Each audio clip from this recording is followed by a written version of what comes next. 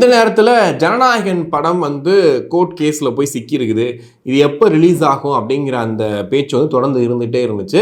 ஆரம்பத்தில் இருந்தே பார்த்தீங்கன்னா தணிக்கை குழு ஒரு பாயிண்ட்டை ரொம்ப தெளிவாக சொல்லிகிட்டே இருந்தாங்க. நீங்கள் ஏன் கோர்ட்டுக்கு வந்தீங்க, நீங்கள் கோர்ட்டுக்கு வராமல் இருந்திருந்தா இந்த பிரச்சனையை நம்ம அங்கேயே முடிச்சிருக்கலாமே அப்படின்ற மாதிரி சொல்லியிருந்தாங்க. ஆக்சுவலி என்னென்னா ஜனவரி 5ஆம் தேதி தான் சொல்கிறாங்க மறுதணிக்கைக்கு இந்த படத்தை அனுப்ப போகிறோம் அப்படின்னு.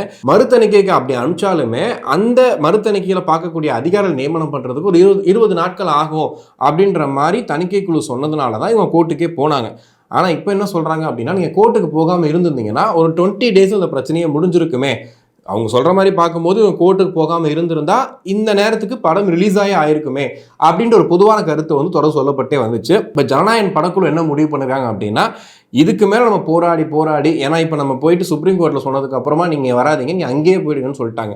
அப்போ தொடர்ந்து பார்த்தீங்கன்னா இதில் தள்ளி வைக்கணும், இதை ஒத்தி வைக்கணும் அப்படிங்கிற முனைப்பு காட்டிக்கிட்டே இருக்காங்க. நம்ம ஏன் சென்சார் குழு சொல்கிற மாதிரி அவங்க சொல்கிற மாதிரியே மறுதணிக்கைக்கு அனுப்பக்கூடாது அப்படின்ற முடிவுக்கு வந்து கிட்டத்தட்ட பின்வாங்கிட்டாங்க அப்படின்னு தான் சொல்லணும். பிகாஸ் என்னென்னா படம் ரிலீஸ் பண்ணி ஆகணும். ஏன்னா படத்தை ரிலீஸ் பண்ணாமல் வச்சுக்கிட்டே இருந்து தேர்தலுக்கு அப்புறம் அந்த படம் ரிலீஸ் ஆச்சு அப்படின்னா அந்த படத்தோட பெப்போ அந்த படத்தில் இருக்கக்கூடிய அந்த காட்சிகளோட அந்த ஒரு வீச்சோ வந்து பெருசாக இருக்காது. ஏன்னா தேர்தல் ரிசல்ட் வந்து எப்படி வரப்போகுதுன்னு இப்போ வரைக்கும் யாருக்குமே தெரியாது. ஏன்னா இன்னைக்கு வந்து தாவேக்காவுக்கு ஒரு வாக்கு சதவீதம் சொல்கிறாங்க, திமுகவுக்கு ஒன்று சொல்கிறாங்க, அதிமுக ஒன்று சொல்கிறாங்க.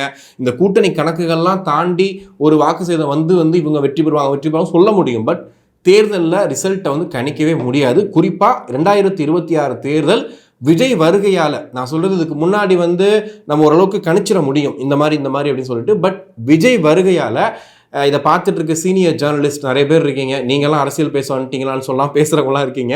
ஸோ நீங்களே தான் சொல்லிட்டு இருக்கீங்க, நிறைய சேனல்ஸ் எல்லாம் உட்காந்து சொல்லிட்டு இருக்கீங்க 2026 கணிக்க முடியாத ஒரு தேர்தலாக இருக்க போகுது. ஏன்னா அந்த அளவுக்கு வந்துட்டு வாக்குகள் சிதறப்போகுது அப்படின்ற மாதிரிலாம் சொல்லிட்டு இருக்கீங்க.